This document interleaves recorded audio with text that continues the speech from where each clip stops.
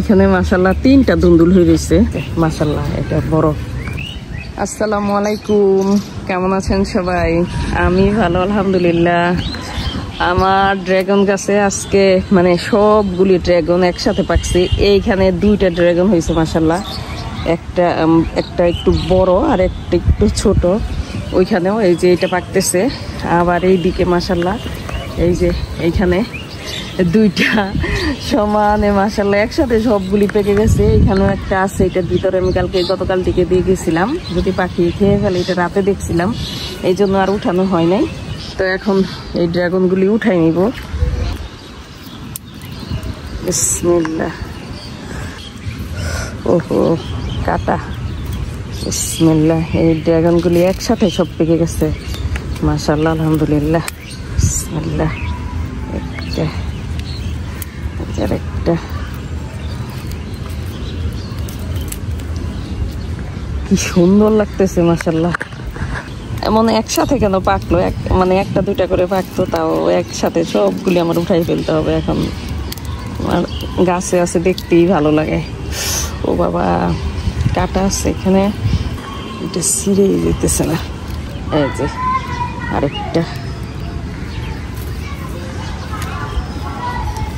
আসলে এখানে হাত দিয়ে যে ছিঁড়বো এইটাই ভয় লাগে, এত মানে কাটা আর কাটার এত কাটা এখানে যে কাটার খোঁচা লাগে। এ আল্লাহ, এটা পাখি খেয়ে ফেলছে, মানে এটা এই যে এটা পাখি খেয়ে ফেলছে। পাখি খাওয়া যাবে না, কারণ এটা পাখির খাওয়ায় সমস্যা, এই জন্য এটা ফেলে দিতে হবে। এইখানে একটা গতকাল ঢেকে রেখে গেছি, কারণ এটা পেকে গেছিল, ঢেকে রাখছি একদিক দিয়ে। এইটা মাশাআল্লাহ বড় ড্রাগন, সবগুলি থেকে এটা বড় হয়েছে। বিসমিল্লাহ। এটা পাখি খেতে পারে নাই, যদিও মানে ইচ্ছা করলে খেতে পারতো। এই যে মাশাআল্লাহ এটা বড়।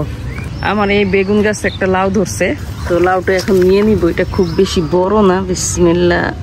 এইখানে এসে এটা আরে আমার বেগুন গাছে লাউ ধরছে, তো এই লাউটা কেটে নিলাম। বৃষ্টি পড়ছে, খুব বেশি বড় না, ছোট। এইখানে দুইটা মাশাআল্লাহ দুন্দুল হয়ে রয়েছে। এই দুইটারা যদি মানে আমি আর একটু সময় নিলে, দুইটা না মাশাআল্লাহ আরো দুন্দুল হয়ে রয়েছে। এখানে মাশাআল্লাহ তিনটা দুন্দুল হয়ে রয়েছে। আসলে আমি প্রথম মনে করছি দুইটা, এটা একটু ভিতরে ছিল, তো এটা একটু কচি, তো এগুলি এই দুইটা নেওয়া যাবে। গাছ তো প্রায় শেষের দিকে, এখন একদম বিসমিল্লাহ। এই যে একটু আটকাই রাখলাম, এটা এবার টেনে শিখতে পারি। এই যে বিসমিল্লাহ। এখানে চাল কুমড়া আছে, চাল কুমড়াটা পোকায় খেয়ে ফেলছে। এখানে আরেকটা লাউ নষ্ট হয়ে গেছে। একটা করলা মাশাআল্লাহ সুন্দর একটা করলা হয়ে রয়েছে মাশাআল্লাহ। শেষের দিকে মানে দুন্দুল আরো ধরতেছে, তো এইখানেও আরেকটা দুন্দুল আছে।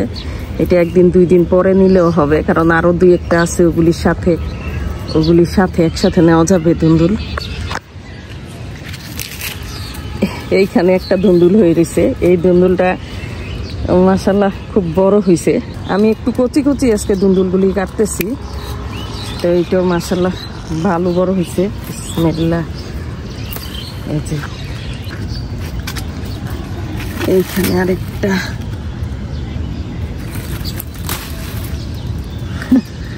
বৃষ্টির সব ফুটা টান দেওয়ার সাথে সাথে গায়ে এসে পড়ছে। এইখানে আছে, এখানে উস্তে আছে একটা, এটা ঝিঙ্গাটা কেটে নেই। বিসমিল্লাহ। বিসমিল্লাহ।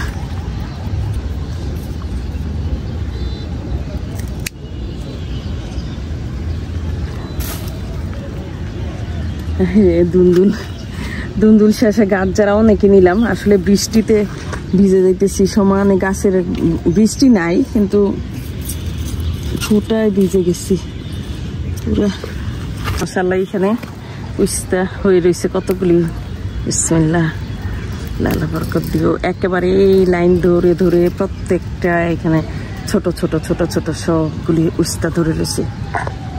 ছাদে ধুন্দুল লাগানো আমার মনে হয় অনেক ভালো, কারণ ছাদে ধুন্দুল হয় আর ঝিঙ্গা একদমই হয় না। বহুত চেষ্টা করেও আমি ঝিঙ্গা ফলাইতে পারি নাই ছাদে। বিসমিল্লাহ, মাশাল্লাহ।